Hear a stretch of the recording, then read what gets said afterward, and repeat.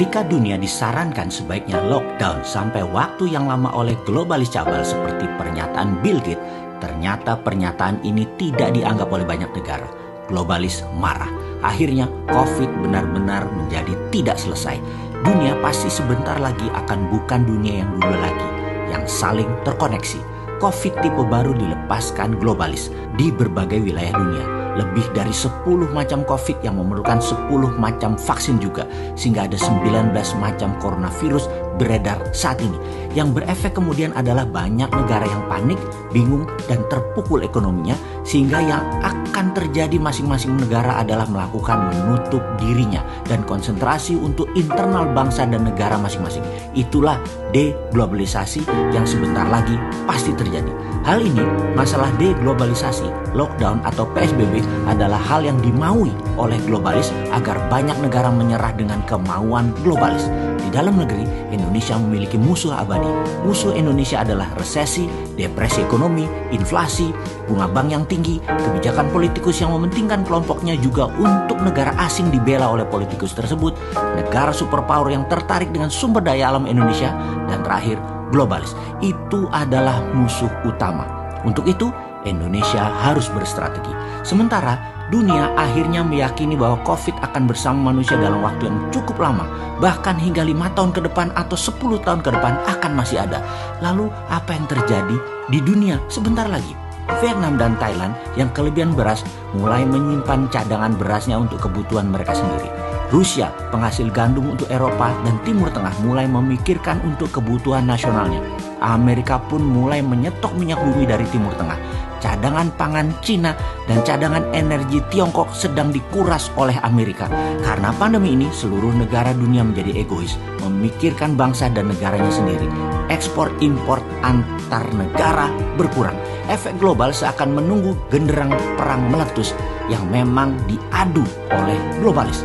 Saat ini Hong Kong tegang, Myanmar tegang, Taiwan tegang, Korea Selatan tegang, Jepang tegang.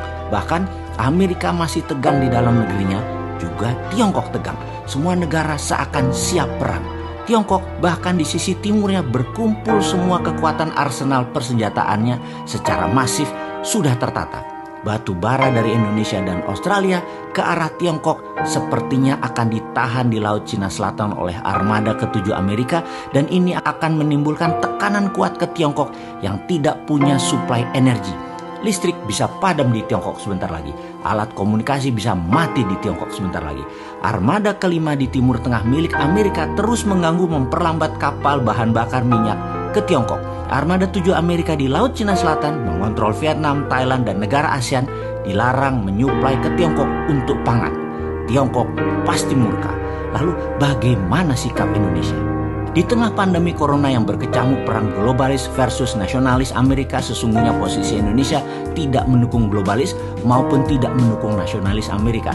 Namun masalah Indonesia adalah terlalu mengandalkan asing IMF, World Bank, serta mitra dagang investasi ambil negara Tiongkok. Sesungguhnya kalau jadi perang berkepanjangan antara Amerika dan Tiongkok, maka inilah kesempatan emas membangun Indonesia tanpa globalis, tanpa asing, tanpa asing. Namun sayang, yang terjadi di Indonesia ada sebagian kecil pejabat, ada oligarki, ada kelompok masyarakat bayaran, ada yang tidak tahu apa-apa namun sudah tertanam kebencian mendalam akan kelompok tertentu, putra bangsa tertentu, dan terus saja saling serang, saling jelek-jelekan, dan selalu Indonesia gaduh saat ini. Sosial media mengambil peran besar mengendalikan doktrin maupun hasutan. Bangsa Indonesia mulai dari pejabatnya, penguasanya, pengusahanya, sampai rakyat terbawah tidak sadar memakan propaganda dari globalis. Tapi ada juga yang sadar ini semua terjadi tapi mengambil kesempatan melacurkan dirinya baik ke asing, asing atau globalis.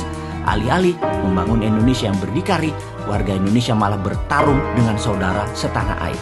Anggapan bahwa bangsa Indonesia tidak memiliki kemampuan untuk bekerja dan membangun negeri, serta pemahaman bahwa tanpa pinjaman luar negeri Indonesia tidak bisa membangun, sehingga perlu asing, perlu globalis adalah ada di pejabat saat ini yang berkuasa.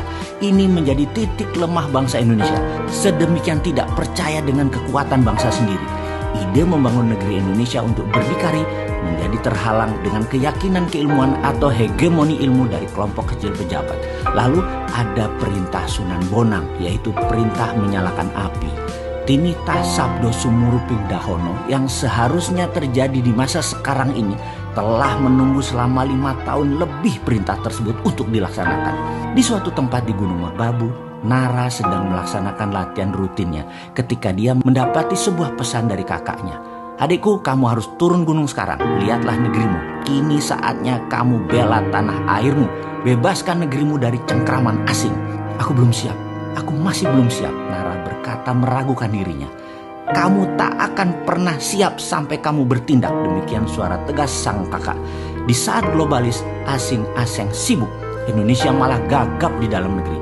Bukannya mengambil kesempatan untuk menggerakkan kedaulatan mendominasi selat dan laut di dalam Indonesia, bukannya memanfaatkan kekuatan sumber daya alam mineral dan membangun kekuatan pangan, tapi malah nyender ke oligarki, globalis, dan negara besar. Inilah misi berat. Apa itu misinya?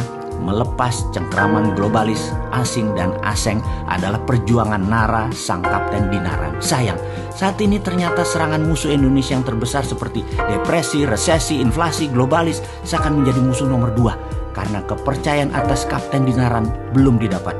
Masih diragukan, sesama anak bangsa saja saling menjatuhkan. Nara, sang kapten Dinaran terpaksa harus mengemban misi yang berat berbekal kemampuan yang masih terbatas. Dia belum selesai melakukan pelatihan di Kawah Chandra di Muka di puncak Gunung Merbabu. Nara berkata, yang aku takutkan adalah bukan berperang melawan musuh negara, tetapi bertempur dengan saudara sebangsaku sendiri. Inilah buku komik geopolitik, geoekonomi pertama di dunia untuk milenial dan Gen Z, serial Kapten Dinaran. Memiliki alur cerita yang penuh intrik, penuh strategi, penuh drama, dan tidak akan bisa menebak akan kemana jalan ceritanya ini berakhir. Strategi bernegara, negara superpower, globalis cabal yang menggurita, shadow banking, deep state, dan banyak lagi intrik geostrategi dunia terjadi dibahas dalam komik Kapten Dinaran ini. Yang menjadi pertanyaan, bisakah globalis dikenali, dikalahkan, dan dibongkar oleh Nara, sang Kapten Dinaran? Atau Nara akan gagal kemudian menjadi pecundang, atau kelompok lain mengalahkan Kapten Dinaran sebelum dia bergerak melakukan sesuatu? Jawabnya, semuanya mungkin. Semuanya bermain dan seru dan semuanya penuh keterkejutan.